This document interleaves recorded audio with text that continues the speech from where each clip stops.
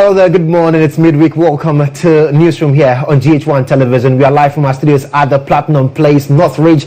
Also live on DSTV, also live on Facebook, X, and on YouTube. Now here's what to expect in the next hour. Government revokes all mining licenses granted after December 7, citing non-adherence to due process.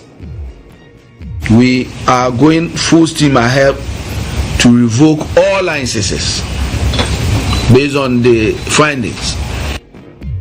Also, investigative journalist Anas Arimiyao Anas affirms media cannot be taken for granted after winning $18 million suit against Kennedy, Japan.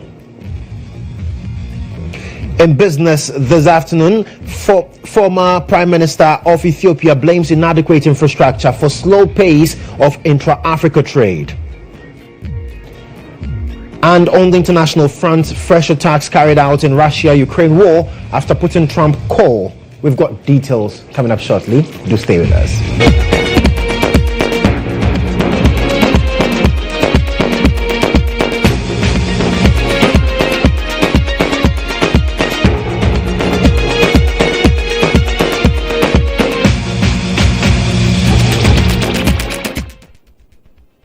This morning, I am Joshua Kodjo Mensah. The details: government has revoked all mining licenses granted after December 7, citing that they were rushed through without due process. Now, out of the 103 licenses issued in 2025, 102 were approved between January 1 and January 6, just before the Akufo-Addo administration exited. Now, addressing the media this morning, Minister for Lands and Natural Resources Emmanuel Amakofi-Boa confirmed the revocation of all mining licenses approved after December 7. We are going full steam ahead to revoke all licenses based on the findings. All licenses, small-scale licenses that were issued from December 7th is hereby revoked. Whether you have EPA licenses, because the finding is very clear. Those licenses from December 7 were rushed, the due processes were not followed, and the right things were not done. People will have the opportunity to appeal to make sure the right things are done. But our whole focus is to make sure that the right things are done.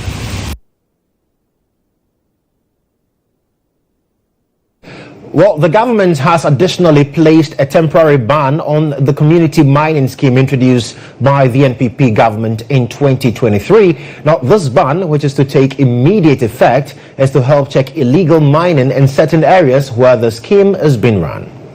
The existing community mining schemes are in name only, as I've said, although the basis for which they were funded were to benefit the community. However, the findings indicate that this is not the case. They are to be disbanded and replaced with small-scale mining cooperatives that actually serve and benefit the communities. These cooperatives will be formed after due diligence with the communities involved, properly represent the communities. So, in other words, the community mining schemes that were giving small-scale mining, the investigation across all these mining communities is very clear. They do not represent the communities. And so in that case, we with immediate effect banning all of that, basically, and reviewing them and turning them into community mining cooperatives after due diligence and engagement with the communities to make sure that indeed those are community representatives. We continue the successful fight against illegal activities in our water bodies. I'm proud to inform you that we announced at the beginning, when I took office, I went to Parliament and announced that 9 of our water forest reserves were completely taken over by thugs who are destroying our water. I'm proud to tell you, with the cooperation of the security agencies, the military, we have taken back 7 of these 9 forest reserves, and we are working very hard to make sure that. So that's the Minister for Lands and Natural Resources, Emmanuel Amakofi-Boaba. Let's have a conversation with National Coordinator for Eco-Conscious Citizens, Awula Sewa. She's joined us via Zoom to talk about this particular development that we're being told by the Lands and Natural Resources Minister that in the law that allows mining in forest reserve. LI 2462. LI 2462. And what happened yesterday was an attempt to amend sections of LI 2462. And that is not what we asked for. We said the whole law should be repealed because it's not fit for purpose. So it's not just a section that allows the president to approve mining in globally significant biodiversity area. It needs to be repealed completely. So we're a little disappointed at the attempt to do not what you had promised. Now with the water guards, unless they are going to be very well equipped, it's debatable whether they will actually be able to do much repelling of any environmental terrorists, some of whom are armed to the teeth. And so, yes. Thank you so much for your time. I'm sure that in the coming days we'll have further conversations on this development. Awula Sewa is National Coordinator for Eco-Conscious Citizens. But let's speak to the small-scale miners now, because we are told that all mining licenses issued between or after December 7 have been revoked. That's the call from the Minister. Arafat Sulemana is PR of the Ghana National Association of Small-Scale Miners in the Ashanti region, and he's joined us for a conversation on this. Arafat, what do you make of this news? How do you welcome this? Well, to some reason being that not all licenses issued between that period might be given out to politicians. As such, that becomes a bit of a problem for all of us. And they got their recommendation from the minister in say 2022. Mm-hmm. Maybe the way they put their strengths, they got it signed after December 7. And then it becomes an unfortunate situation. So sometimes we feel like, why should you wait until this period before you sign licenses? It becomes unfortunate. And so this is also some of the complications that comes with. So if I get you clearly, Arafat, you're saying that some started processes way before the December 7, and so to outrightly say that because their licenses were issued after December 7, it's been revoked, it's problematic. That's what you're saying? Exactly, it's problematic.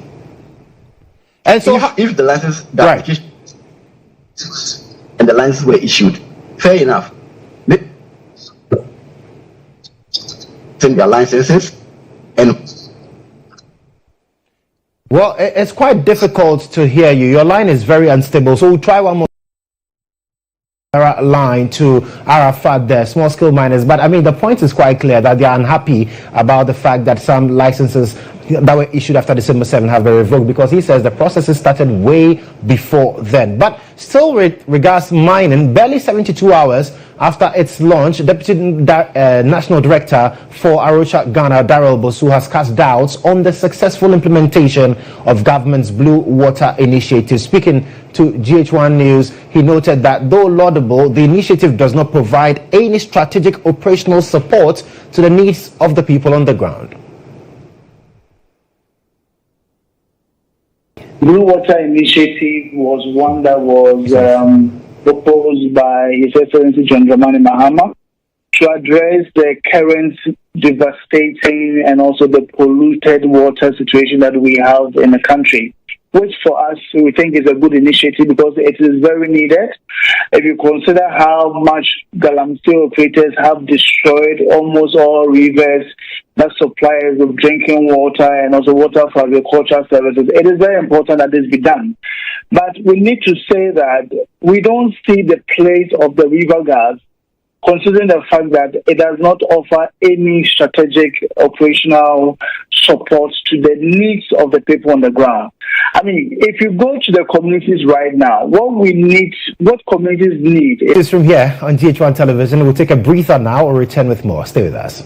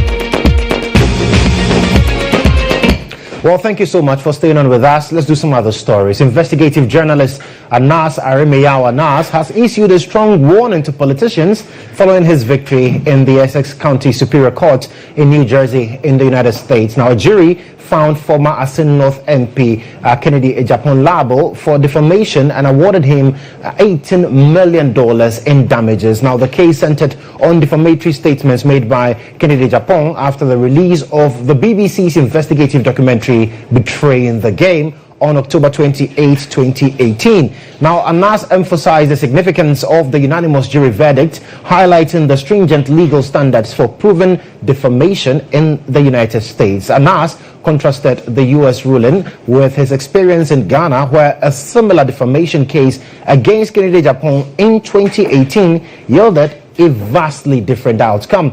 His victory has reignited discussions on press freedom, judicial integrity, and the limits of political influence in shaping public narratives.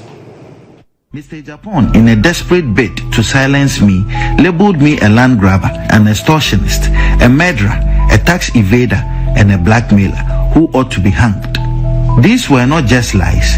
They were calculated attempts to destroy my credibility and put my life in danger. While Ghana's legal system failed to deliver justice in 2018, the U.S. courts upheld truth. This case was not easy. The jury ruled 8-0 in my favor on every count is a testament to the fact that Mr. GHOne acted with reckless disregard.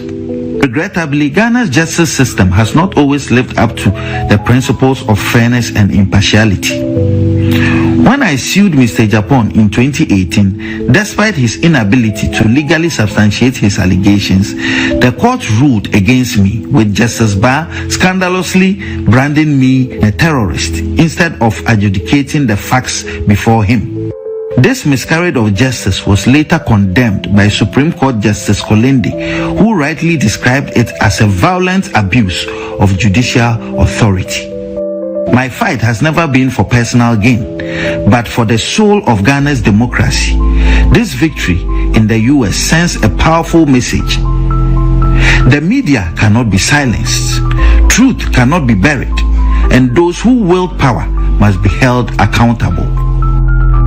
Let this moment be a wake-up call to all who seek to erode the foundations of justice in Ghana. Let it remind us that democracy is not just about elections, but institutions that uphold the truth, courts that deliver justice without fear or favor, and citizens who refuse to accept corruption as the norm. The battle against corruption continues. We will name, shame, and jail. Ghana deserves better, and I will never stop fighting for a future where justice is not a privilege of the powerful, but the right of every citizen. Well, let's have a conversation on this. A paralegal practitioner and a member of the NPP, Kwesi Kwarteng, has joined me for a conversation. Kwesi, thank you for your time this afternoon. So you have had cause to say on social media that what we're hearing is fake. What is fake about this? All right, good afternoon to you and your viewers. Let us understand that as of now, if you read the whole writ and of course all the entire proceedings that came out from court, you understand that what came out in respect of the $18 million is much in relation to the verdict of the jury of the court, and that does not necessarily translate into, say, the judgment of the court, properly so called. So when the news is spun around and make it appear as though the court itself has decided in their final judgment that indeed Mr. Kennedy GHOne has been slapped with a fine or damages of $80 million, that cannot be sustained and that cannot be true, and it can at best be described as misinformed or fake.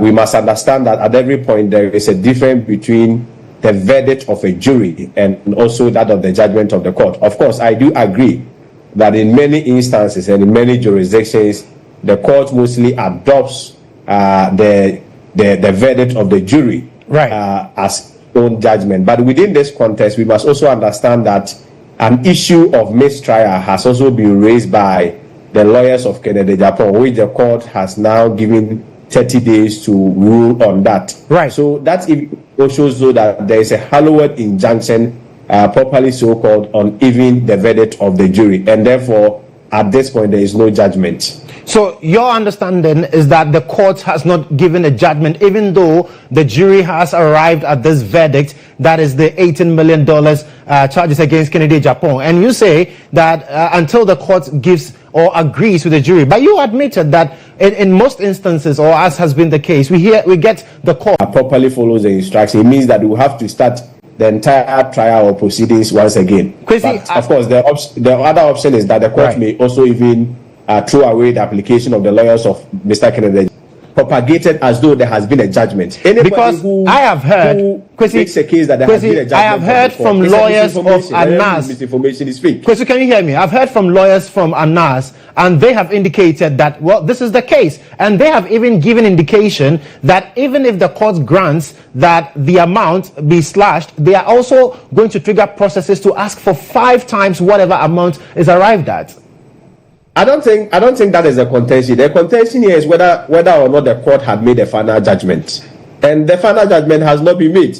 The verdict of the jury does not necessarily translate into a final judgment, especially when there are even contention on the verdict of the jury. Right. So that cannot be construed as a final judgment. As to whether or not the court will adopt same and even all the consequential litigation or issues that will come out, that is a subject for the future. But for now, there has not been any judgment properly so-called.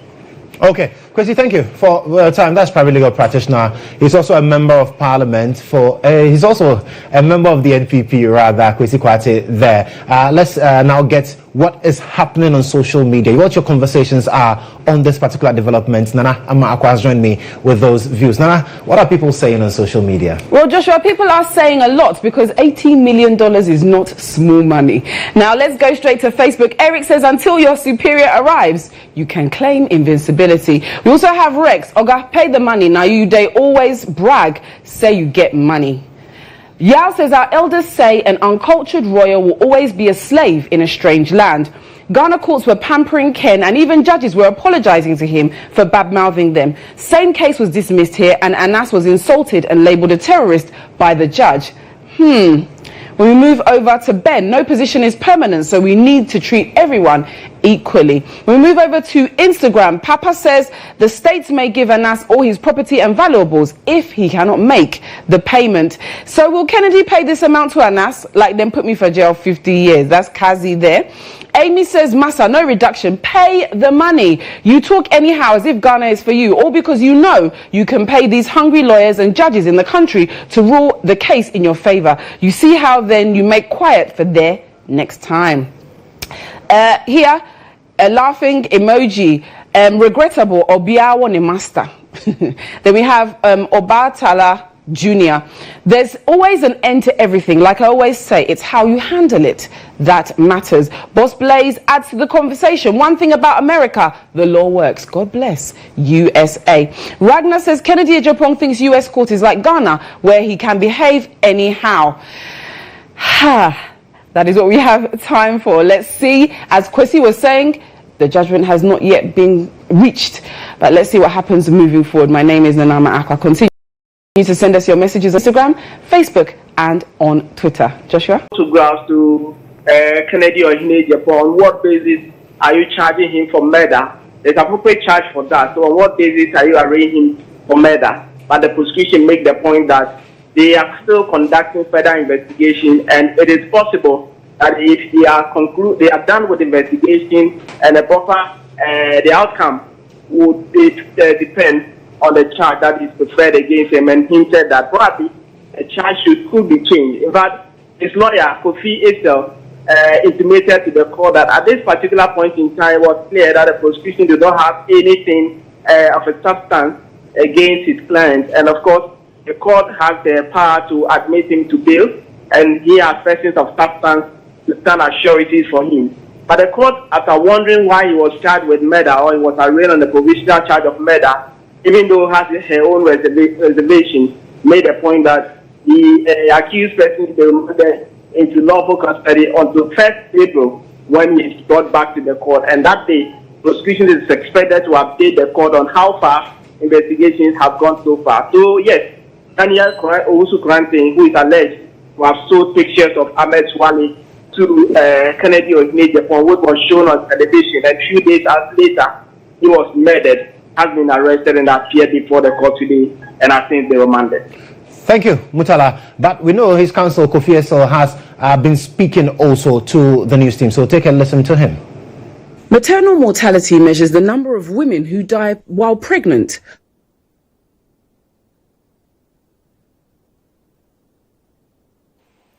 In 2020,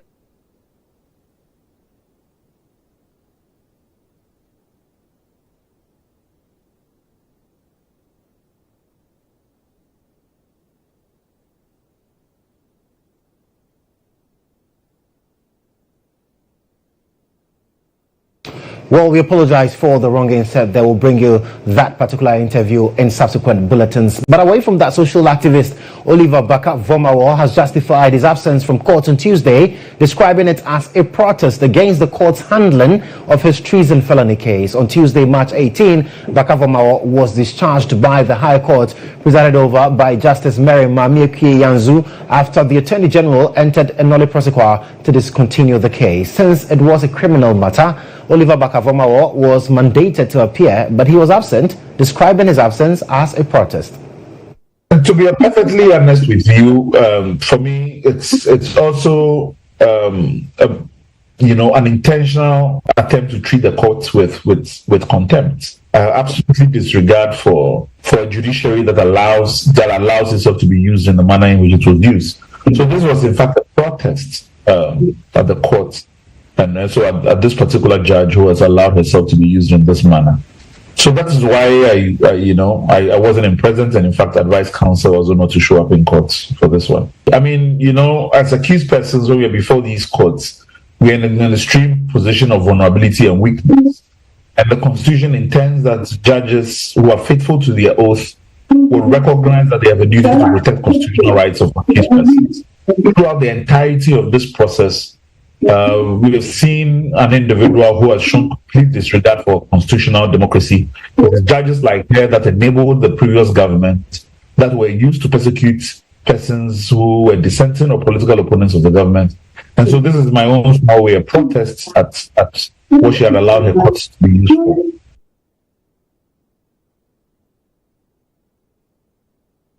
Meanwhile, Oliver has taken a swipe at former Attorney General Godfred Yeboah-Dame, describing his tenure as a period of perpetrating injustice. A lot of people have asked me or sent congratulations and things like that. And in fact, the truth is I don't feel like there's any reason to congratulate me. What we have seen is a state that was used to persecute an individual. I'm not going to sit here and say that I'm then grateful that persecution has now been brought to some cessation. No, I think that we need to reckon with what has happened. So this is not a time for me to celebrate or jubilate. It was a matter of course for me that history or justice must happen. Now, it also means that taking account of the injustice, that we must name and shame those individuals who are involved when used to this degree. I know that the president himself is involved. I don't mention the president. I know that Godfred Dame has spoken to various individuals in this country and has claimed to them that he was doing this even though he didn't believe in the case because the president had asked him to do this. For me, I know that there was a regime that was intended to clamp down on dissent, and having found myself as having become the number one critic of the government and also leading a movement against the government when others had become afraid and terrified of it, I knew that they had to think about all kinds of ways in which to clamp down on me. In fact, Ashanti Regional Correspondent Isaac Justice Bidiakon has more in the following report. Speaking to the media at the ADR week launch, Justice Angelina Mensah Mumia described ADR as the savior of the justice system. She explained it offers an efficient means of resolving disputes in the modern world due to its numerous benefits over traditional litigation. She also revealed that as of now, 188 courts across the country are connected to the ADR system, with more expected to join by the end of the year. Justice Mensah Mumia encouraged judges to continue sensitizing court users about the benefits of ADR to encourage its use. Our judges also take it upon themselves to sensitize court users. Courtroom sensitization is something that the judges and magistrates have been doing all the time, and we encourage them to do it on a continuing basis. And the reason is that when the disputants or the court users come to court and they hear from the horse's own mouth, they hear from the judge that ADR is the best method of resolving the disputes, it is our belief that they will opt for ADR to resolve their disputes. Supervising High Court Judge in Kumasi, Justice Hannah Taylor, also emphasized the importance of ADR in the judicial system. Quoting former U.S. Chief Justice Warren Burger, she noted that while many perceive courts as the primary avenue for dispute resolution, most people prefer swift and amicable settlements. She urged stakeholders to take advantage of ADR mechanisms, noting that its adoption would significantly reduce the backlog of cases in the courts, allowing the judiciary to focus on more complex legal matters. The top cause lists will be reduced, making room for more contentious cases to be resolved expeditiously, since these cases will not compete with more cases for a judicial hearing.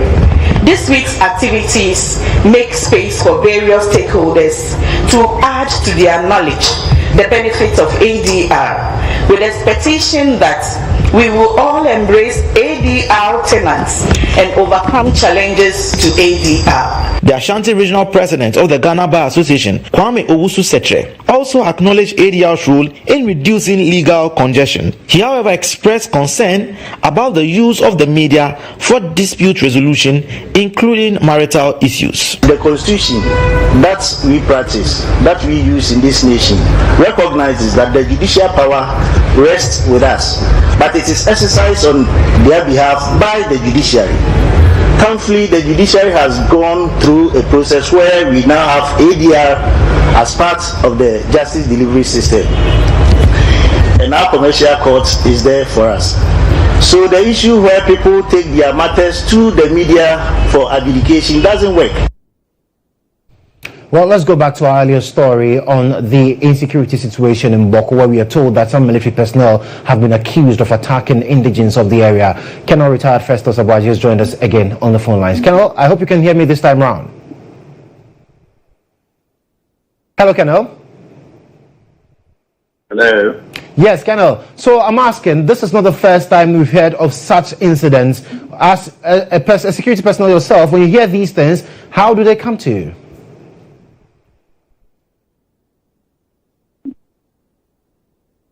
Hello, Colonel. Well, the phone line is very, very unfriendly with us. Let's bring you business now.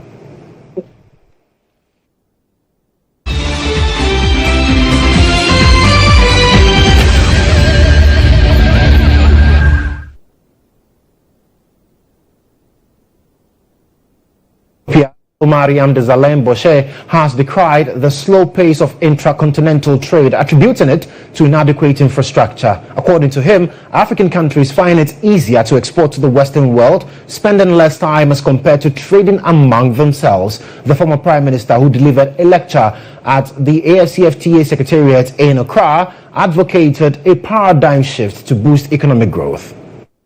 According to the United Nations Economic Commission for Africa, the continent faces a massive annual infrastructure financing gap estimated to be between $130 and $170 billion. Delivering a lecture on Africa Continental Free Trade Area as a catalyst for Agenda 2063, seizing opportunities in a changing world, former Prime Minister of Ethiopia and Chairman of Trademark Africa, Haile Mariam Desalegn Boshe, described the exportation of raw materials from Africa as an infrastructure trap, depriving the continent of much needed revenue, and thus called for a paradigm shift. For decades, Africa has supplied the world with gold, oil, coffee, cocoa, and a host of other raw materials, some of which it then re-imports back as finished products as a much higher price. This is a structural trap, keeping us at the lower end of the global value chains. Yet our own consumption trends should serve as a wake-up call that trade agreements alone are not enough.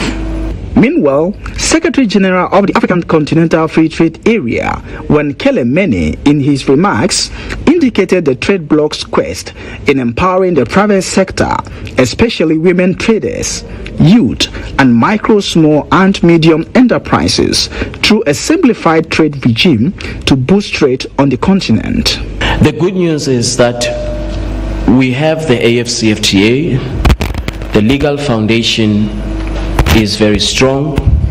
This presents us with an opportunity to develop a domestic market, an inward-looking domestic market that focuses on building supply chains in Africa, building our own resilience, and continuing to develop the AfCFTA market. Agenda 2063, set by the African Development Bank and adopted by the AfCFTA, seeks to have an entrenched and flourishing culture of human rights, democracy, gender equality and peace, prosperity, true trade, security and safety for all citizens. Fund alone requires over investment of $100 billion. Now, this year's budget of 1.5 billion Ghana is just about $100 million or less. So to even become rice self-sufficient, that budget alone is insufficient. Country senior partner at PricewaterhouseCoopers, Vice Ashagbo, concurred with Daniel Fahine's assertion, stating that while the allocated amount is insufficient, other components of the budget will also support the agricultural sector. So government does not need necessarily to invest directly in agriculture itself, but to the extent that they create the environment that allows private sector to thrive in agri, we think that is good. So if we take the big push, we take the policy around agri-zones, we take some of the policies around industrialization, which moves from primary agriculture to agro-processing. If we consider all of those as part of the ecosystem for agriculture, then we think that it's a good start. Again, the implementation is the key, but overall we think it looks good and we support it. Meanwhile, Abeku Jan Kwanzaa, another partner at PwC, commended the government's intention to reform the value-added tax regime.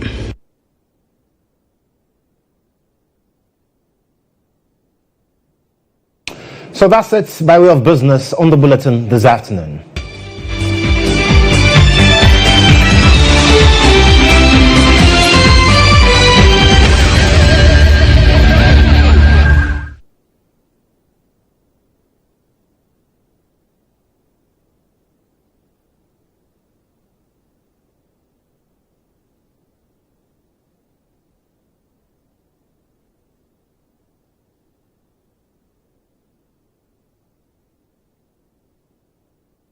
Well, let me tell you about what is happening in Parliament, because the minority in the House is accusing the judiciary of colluding with government to arrest her, and they vowed to also hold the Attorney General before Parliament to answer questions on why national security operatives were found in the constituency to arrest Ernest Kumi. Now, the Koforidua High Court has issued a bench warrant against the MP after convicting him of contempt. Now, the legal team of the MP, however, proceeded to the Supreme Court, which froze the bench warrant. But addressing the media in Parliament today, Minority Leader Alexander Kwamena Afenyo Markin, he has disclosed the Attorney General, Dr. Dominic Ayene, will be heard before Parliament on this development.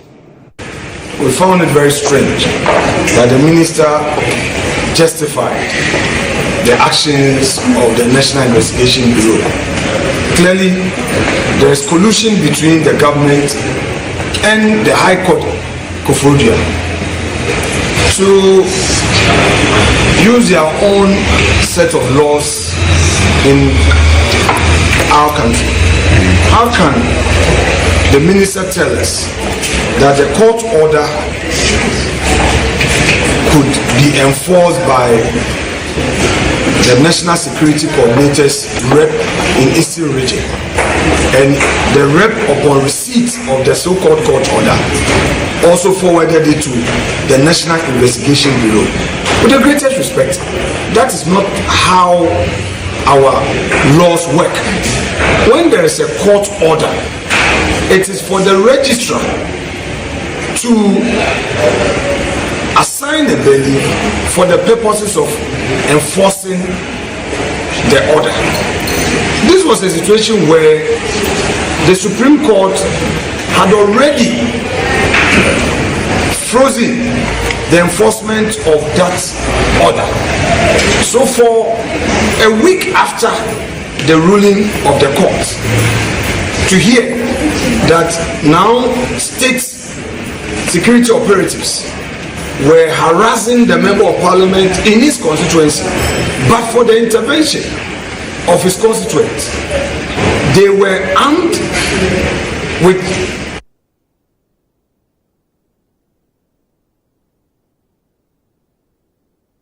Well, it's now time to bring you the latest in the world of sports, and the lady Monica Bukari is ready. Joshua, before I get to my stories, let me ask you, are you still supporting the Black Stars to victory against Chad on Friday? Oh, I didn't even know the Black Stars were... Yeah, because you don't do sports. So they are playing on Friday, but they need your support because Jordan has promised their full participation in the game. So definitely... We'll definitely bring back the love. Definitely. Now let's bring you sports after this breather.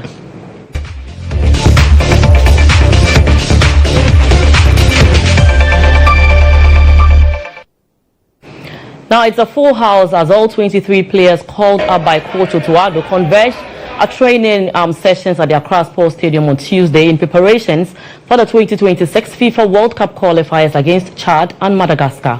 All 23 invited players were in action, fighting for a place in the squad for two crucial matches.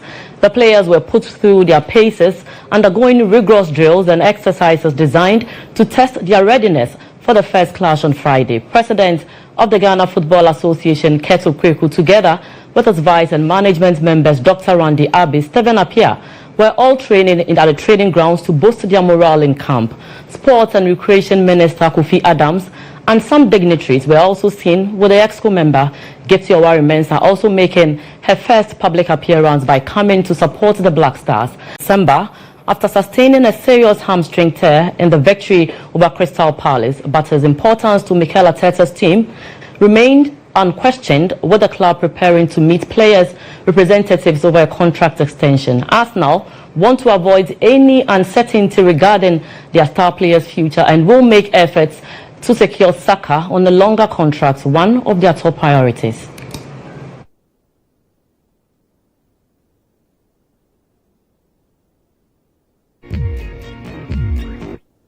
Now for more sports, to join us here at 1 p.m. on The Game on GHOne TV and Star FM. My name is Monica Bukari. Back to you, Joshua. Many thanks, Monica. Let's now check out E-Zone.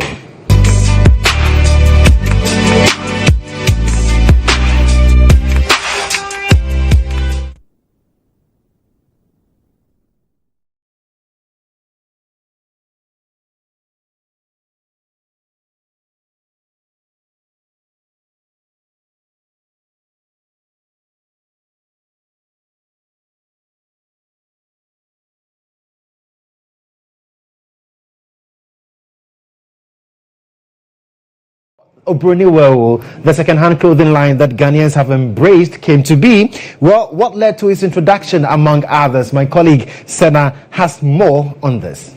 They arrive in tightly packed bales, wrapped, sealed, and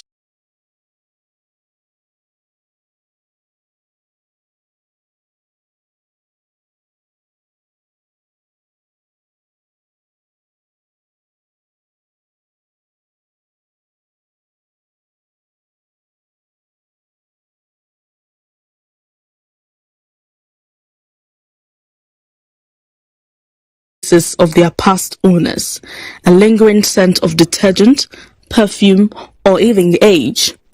No two pieces are ever quite the same, but the journey doesn't end there. These clothes find their way into bustling markets, spread out on cut-open sacks or hang on makeshift racks, ready to be dug through, bargained for and worn anew. One see the why. From corporate offices to construction sites, from schools to Sunday services, Obroniwewu has become a part of everyday Ghanaian life. It is no longer just thrift shopping, it is fashion, identity, and the Ghanaians' way of life. But this wasn't always the case. Once upon a time, historians say the Ghanaian ancestors wove their own stories into fabric. Kente, gonja cloth, ntoma, and the batakari carried tradition, identity, and heritage. Clothes were sewn, not shipped. Fashion was local, not imported. Even flour sacks were stitched into shirts. So how did the country move from that to this? Bruni wewu no eye entare bia abrofo no abrochiban mu no omo to enema to bi omo ehye ntare a omo ma no nsei kura no mo akwa akosisa to agu ena ma Nigeria fo no bi free ase sasa na ema wi ebeli de ba Africa nti omo de ba Africa no enukure ni eboai na emu ofe unse brofo de omo mpe adisi enti omo hye no wanta na omo aja eno ye mi se obi too far idea ni se obe package e de aba ade akọ other countries minima ni se minyi ye no eno na minim se minim be be free minim like the way I don't have any idea about it, but just say maybe 2 years. Historian and lawyer Yao Anoche Frimpong traces the origins of second-hand clothing, popularly known in Ghana as Obroniwewu or bend-down boutique. It was the Fante people along the coast who met the white first in 1481, thereabout, whereupon the Elmina Castle, St. George, was built. The Fantas say that, beyond the waves, the high seas, into a bir nature brony, a bir nature for brofo. That's the way it became.